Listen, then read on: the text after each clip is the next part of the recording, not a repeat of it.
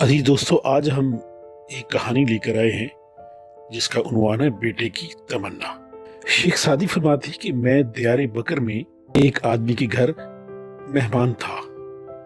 مال و دولت کے علاوہ خدا نے اس شخص کو ایک بہت ہی خوبصورت بیٹا بھی دیا تھا۔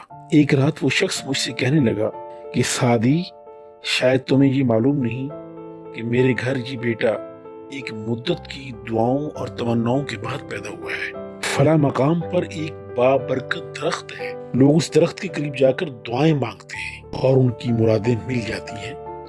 میں نے اس بابرکت درخت کے پاس جا کر دعا مانگی اور اللہ نے میری مراد اس بیٹے کی شکل میں پوری کر دی۔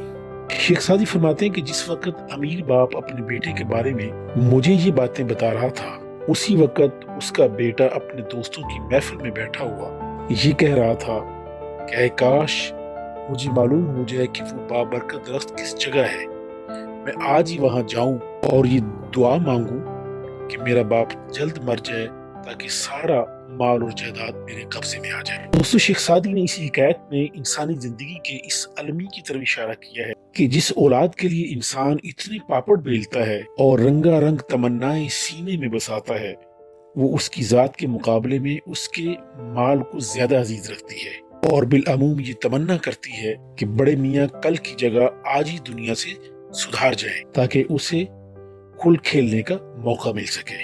اس کہانی میں اولاد کے لیے یہ سبق ہے کہ آج جیسا سلوک وہ اپنے ماں باپ سے کریں گے، کل ویسا ہی سلوک ان کی اولاد ان کے ساتھ کرے گی۔